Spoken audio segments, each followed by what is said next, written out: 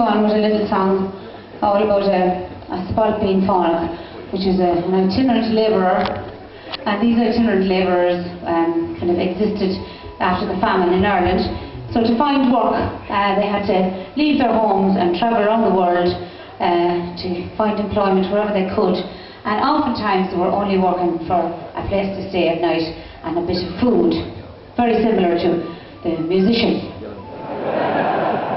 And this particular Spalpeen ends up in France, and he didn't like it one bit. He didn't like the food that they served up. He didn't like the fact that their language was different to his, and Ryanair hadn't,